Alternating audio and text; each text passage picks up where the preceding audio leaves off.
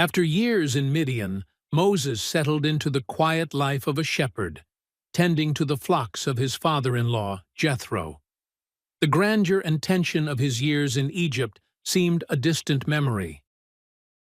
Yet, while Moses' life appeared peaceful and removed from the turmoil of Egypt, the cries of the Israelites continued to rise to God, who had not forgotten his covenant with his people. Unknown to Moses, God's plan for deliverance and leadership was about to unfold, and he was at the center of it. One day, while leading the sheep near Mount Horeb, known as the Mountain of God, Moses witnessed an extraordinary sight, a bush engulfed in flames that was not consumed by the fire. This miraculous phenomenon drew Moses closer. As he approached, he heard a voice calling his name, "Moses! Moses!" Startled and overwhelmed, Moses responded, "Here I am." God spoke to him from the bush, instructing him to remove his sandals, for he was standing on holy ground. God then introduced himself as the God of Abraham, Isaac, and Jacob, linking the moment to the covenant he had made generations before. God revealed his plan to Moses. He had heard the cries of the Israelites and intended to deliver them from their bondage in Egypt and lead them to a land flowing with milk and honey. Moses was to be the chosen instrument of this deliverance, tasked with confronting Pharaoh and leading the people out of slavery. Moses, however, was taken aback and questioned, "Who am I that I should go to Pharaoh and bring the Israelites out of Egypt?" God reassured him, saying, "I will be with you," promising his presence and strength throughout the daunting mission. Moses expressed further doubts, wondering what he should say when the Israelites asked about the name of the God who had sent him. God responded with a powerful declaration, "I am who I am," revealing his eternal, self-sustaining nature. This name, I Am, symbolized God's timeless existence and unwavering faithfulness. To further alleviate Moses' fears and confirm his divine appointment, God provided tangible signs. He instructed Moses to throw down his staff, which miraculously turned into a serpent. When Moses picked it up, it turned back into a staff. God then told Moses to place his hand inside his cloak, and when he withdrew it, it was leprous. At God's command, Moses put his hand back into his cloak and withdrew it, finding it fully healed. These signs were meant to convince both the Israelites and Pharaoh of God's power.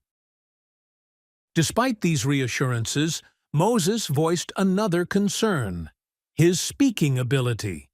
He worried he was not eloquent enough to confront Pharaoh and lead the people. In response, God appointed Aaron, Moses' brother, to be his spokesperson. This partnership allowed Moses to step into his role with confidence, supported by someone he trusted. Moses' encounter with God at the burning bush marked a turning point in his life and the beginning of Israel's deliverance. This story shows that God's plans are not thwarted by human doubt or limitation, and He is faithful to provide the strength, reassurance, and partnerships needed to accomplish His will. Applications. God's call in unexpected moments. Moses' encounter with the burning bush came during an ordinary day of shepherding. This teaches us that God can interrupt our routine and reveal His purpose for us in the most unexpected ways. We should remain open to divine encounters, even in the midst of our daily lives. God's assurance in times of doubt. Moses' doubts about his ability to lead reflect a common human experience, feeling inadequate when faced with a daunting task. God's response, "I will be with you," reminds us that His presence is sufficient and that He equips those He calls. We are not alone when we step out in faith. The power of God's name.